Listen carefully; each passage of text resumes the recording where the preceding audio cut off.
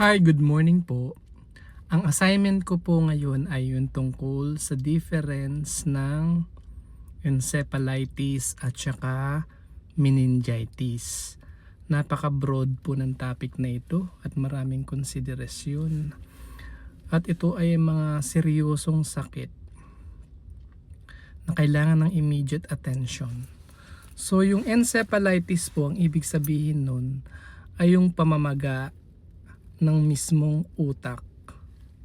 At yun namang meningitis, infection or pamamaga dun sa pinakabalot ng utak hanggang sa spinal cord. Ayan. Yun po kasing brain natin, di po ba naka-enclose yan sa bungo, sa skull. So dun sa pagitan ng bungo at saka yung utak ay meron dyan protective layers, yung dura mater, arachnoid mater at pia mater. Hindi yan peanut butter. Yun po yung joke lang po yun. Tapos po dun sa subarachnoid space meron po dyan fluid na dumadaloy dyan hanggang mula sa brain hanggang spinal cord. Siyempre po yung utak natin, yung pinakautak natin nandiyan yan sa bungo. Tapos po yung spinal cord na naka-enclose po yun sa vertebral column. Yan. May mga vertebra po dyan, yung cervical, thoracic, lumbar, ganyan. Ang mga vertebra, mga buto. Naalala nyo po yung si Superman, si Christopher Reeves, di po ba? Yung na-fracture yung kanyang cervical vertebra, na-paralyze siya from shoulder downward. Wala siyang pakiramdam at hindi niya maigalaw ang mula balikat at pababa, no? Ang hirap na, no? Tapos yung sa movie na $1 Million Baby noong 2004, yung na-fracture yung neck nung artista doon, cervical 1 and cervical 2 vertebra. Yan. So bakit po natin pinag-aaralan itong encephalitis and meningitis? Kasi po alam nyo, lahat ng mikrobyo, mapa bacteria man, mapa virus yan, ay maaring pumunta sa spinal cord hanggang sa brain. Kahit na magkaroon ka lang ng mangsugat sa hinlalaki, pag tumagal yun at na-infect, pwede mag-travel sa bloodstream papunta sa utak, yung infection, no? Hinlalaki mula sa paa. Kasi meron na po kaming pasyenteng ganyan.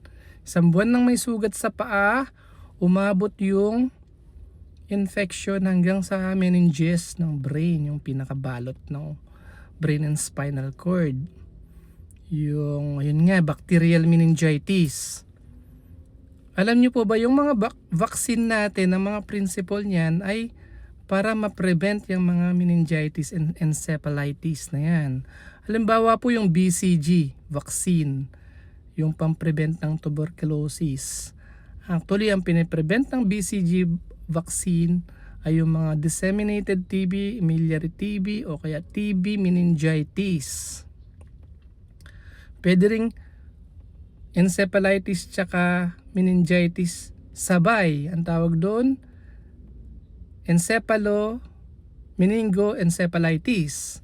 O kaya pagka brain and spinal cord encephalomyelitis. Mga seryoso po kasing sakit yan. Meron pa tayong isang bakuna, yung Japanese encephalitis vaccine. Yung piniprevent, yung kasakit na yun galing sa lamok. Dito sa Asia kasi yun po, kaya meron tayong ganung bakuna. Piniprevent niya yung Japanese encephalitis. Pumunta yung mikrobyo sa utak.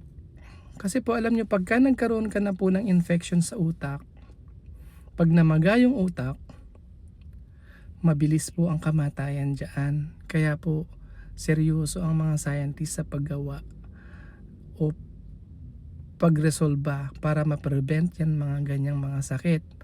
Meron pang isa, di ba, yung rabies encephalitis. Pag nakagat ka ng asong may rabies, pupunta yung rabies virus sa brain, will cause encephalitis. Ano pa? TB, meningitis. Yung TB, pwedeng pumunta sa brain. Minsan measles encephalitis. Pwedeng varicella encephalitis. Minsan nga kahit na amoebiasis, amoebic encephalitis. Kaya halos lahat ng mikrobyo ay pwedeng pumunta sa meninges at sa brain. Sana po ang may nakuha kayo sa vlog na ito. Thank you po. Good morning.